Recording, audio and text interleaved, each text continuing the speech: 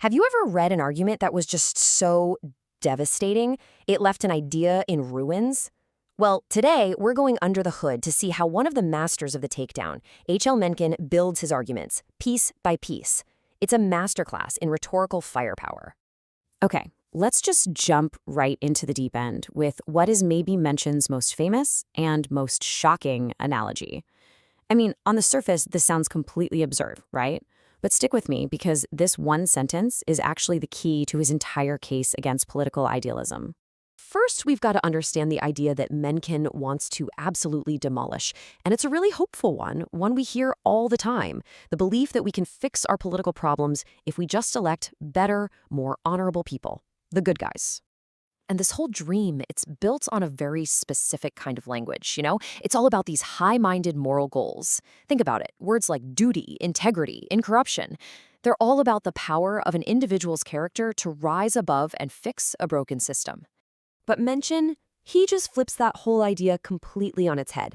He argues that the political system itself isn't neutral. No, it's an active machine that finds that integrity, that goodness, and it grinds it into dust. So to fight that lofty language of the reformers, he gets down in the gutter. He counters with the vocabulary of the con artist of the street. He's deliberately smashing these two worlds together, forcing the idealists to deal with a much grittier reality. I mean, take a word like mountebank. How great is that? It's such a perfect weapon for him.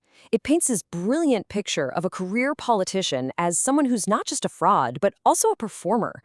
A bad actor selling fake cures from the back of a wagon.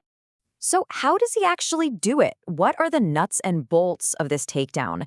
Let's take a look at the specific weapons he pulls from his rhetorical arsenal. Well, for starters, the guy is a total chameleon.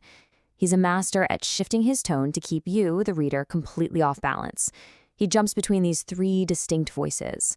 One minute he's a mock philosopher, sounding like some wise, cynical sage. The next, he's a satirist, making you laugh at his opponent's absurdity. And then bam, he's a polemicist, just attacking with raw contempt. And this is where it gets really interesting.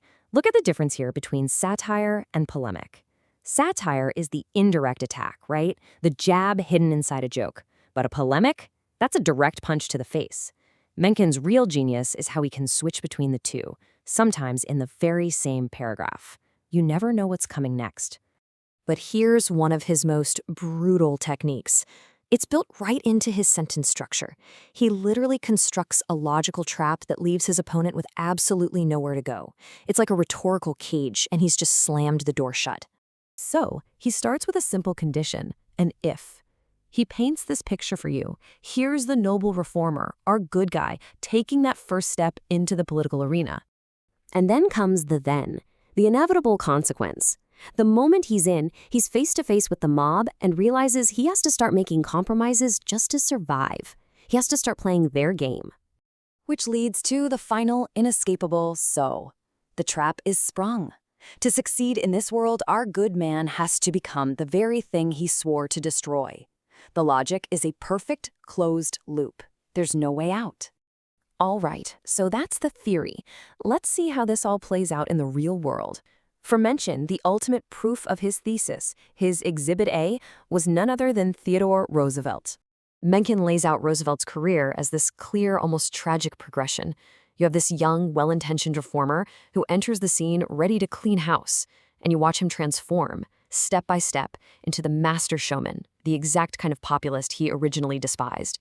And his entire attack really climaxes in this single two-sentence passage. This right here is the whole method in a nutshell. Let's really break down how he does so much with so little. So that first part, it's a straight-up punch to the gut.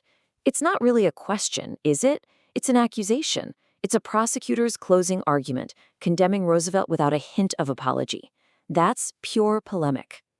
But then, look at the second sentence. This is where the knife twists. He uses this heroic, almost romantic image, a sword drawn against demagogy, to highlight the sheer absurdity of what Roosevelt became. It's that contrast. That's where the devastating punchline is. So if there's one crucial point to take away, it's that Mencken's whole method is about denying you a comfortable place to stand. He's constantly blurring the line between a serious argument and a bitter performance. He makes you feel like you're watching a logical takedown and a dark comedy at the exact same time.